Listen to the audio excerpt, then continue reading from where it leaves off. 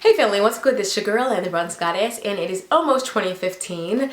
I am so happy to be here today because there's so many people who didn't even make it to this point. We lost so many people in 2014. So even if you haven't achieved everything that you feel that you should have achieved, just be happy to be alive. Be grateful to be alive today, to even be able to have the opportunity to make 2015 a better year for yourself. For me, 2014 has been an amazing year for me personally and professionally. I was able to see one of my biggest dreams come into fruition, and that is with the publishing of my very first book, which is the dating game, How to Find Yourself While Looking for Mr. Right. It's on Amazon and Create Space. I was so excited about being able to do that, and I've also been excited about the opportunity to host my very first retreat. Have a singles retreat called High Heels, High Standards. I'll link it below in case you guys haven't heard about the singles retreat that I'm planning. So I feel awesome to be able to do that. These are dreams come true for me, and I feel like I'm finally walking in my purpose and doing what I feel I was created to do. There is no more amazing feeling in the world than feeling like you're doing what you were created to do. It comes as natural to me as breathing, to encourage you guys, to uplift you guys, and motivate you all. And so I can't wait to meet you guys in person as well. But I just wanted to share this experience with you guys really quickly. So I've never really been too into the whole idea of a vision board, so to say. But what I did do was I kind of did a bootleg version of one. I copied and pasted a few images on a blank sheet of paper, and I printed it out and I put it on my fridge. That way every time I went in my fridge I would see it, at least so I thought. So I guess it's been up there now for years and I hadn't even really noticed. I don't know if one of the magnets shifted on my fridge or whatever, but somehow it must have ended up on the ground and my daughter was writing on the back of it, okay? Which is what kids do. They will destroy something quick. So she was writing on the back of it and I was like, hold on, what do you got there? And I looked at it and I was like, oh my goodness, it's my old vision board. And I hadn't really looked at it. I mean, I see it every day, but I haven't really looked at it in so long. And I looked at it and there was a picture of a baby on there. At the time, my husband and I had just had my second daughter, and it was a complicated pregnancy, and we weren't sure if we could or even if we wanted to have another child because of the fact that the pregnancy was such a tough experience for us. There was a picture of an E business sign. There was a picture of a groom and a bride, which represented to me my marriage being strengthened. There was money on there, which represented me earning more income. There was a picture of an exotic location, which represented to me travel. When I really started looking at the images that I put on there, even the image that I saw of the family room that I wanted, with the furniture and all that, even that had come into fruition. And I thought about it and I was like, I need a new vision board. Because 99.9% of the stuff came true, I feel like. Like, all of this stuff really happened. Like, I need to update my dreams. I remember a couple of years ago, I was in love with this book, and I still am. It's called Write It Down, Make It Happen. It's by Henriette Ann Clouser. I was so in love with this book, I even started my own campaign. I encourage you guys to purchase the book. I encourage you guys to write the vision down and make it plain. I'm telling you, this works.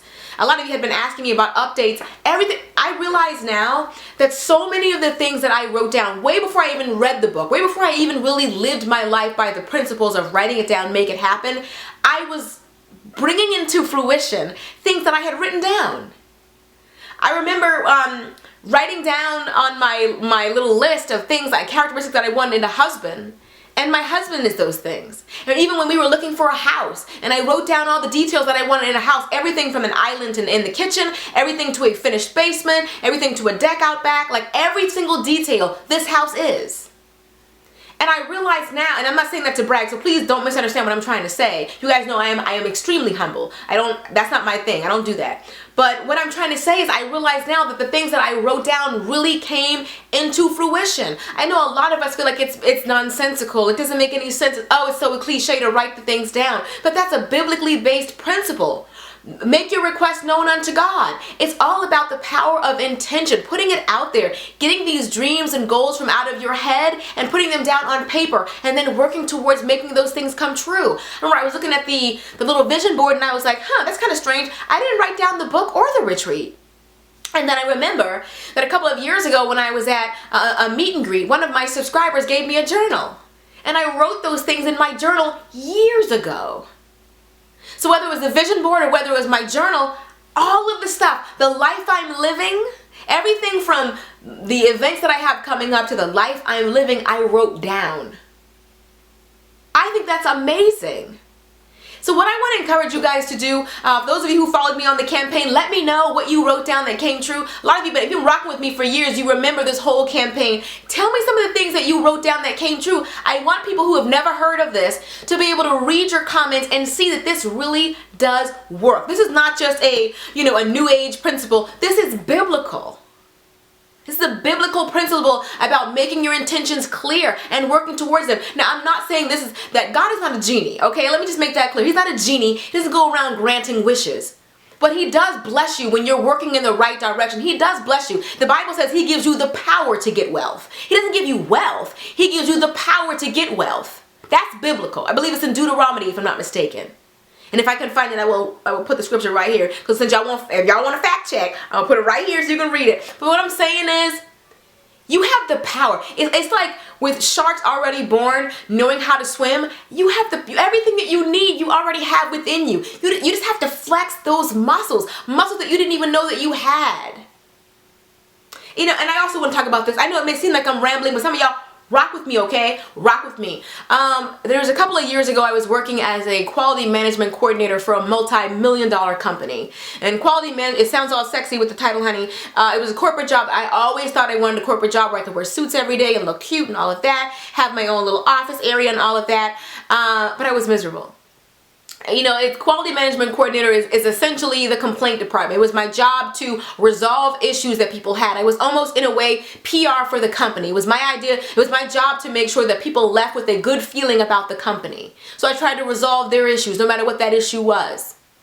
And I remember hating it. Like, God, what is the point? All they do is complain. What is the point? Why do you have me writing letters every day for years? For 2 years, to be exact, I wrote letters.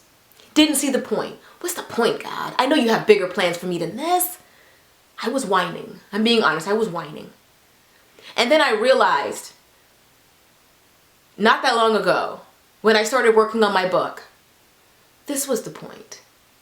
You had me writing letters for 2 years because you wanted me to hone my writing skills so that I would be able to write the book. I get it now. Same thing with me saying, I don't understand, I work just as hard as the rest of the girls here on YouTube. How come I don't have 100,000 subscribers yet? So-and-so just started her channel. How is it that she's only been doing this for 2 years and she has over twice the subscribers that I have? I just don't get it. God said, I didn't tell you to do that. I didn't tell you to focus on the subscribers. I told you to focus on being a leader. What I have for you has nothing to do with subscribers. There's always a point to what God is letting you go through it. And let me say, I know some of you might be going through something, but think about it like that. You are going through it, which means you will get through it. Oh, you just don't know what I'm going through. But the operative word here is through. You will make it through. You will get through it. Your words, not mine.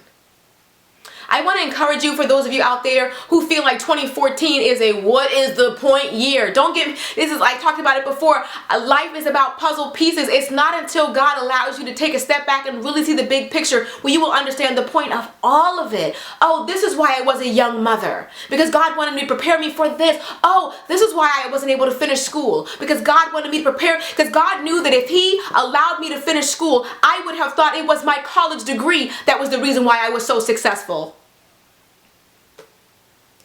I know I'm talking to somebody. If I had done this, then this would have happened. Or if I had done that, that would have happened. Oh, I get it now. Don't doubt don't doubt the purpose that God has for everything that you're going through. There is a reason behind it all. God doesn't want to punish you. God doesn't hate you. He loves you. He would never want to punish you or watch you squirm on purpose. But He's preparing you for something. Do you know how diamonds are made? From pressure. Anyway, I love you guys. I love you guys so, so, so much. I pray that 2015 is the year that you reap all of the harvest for all the seeds that you've planted. I pray that it is a harvest year for you. I pray that you write your vision down and that your vision begins to come to pass for you in 2015. I pray nothing but good things for every single one of you that watches me. And let me also say this really quickly for some of you. I know some of you watch me because you love my hair, and it is pretty fierce today. You watch me because you like my hair or you like my makeup. But there are some of you that watch me because you like me and because you root for me. And I thank you. Some of you support me. Your prayers are felt. Your positive words are felt. Whenever I do something, I can feel y'all praying for me. I thank y'all for that. I know I'm a mush. I cry every time. I'm sorry.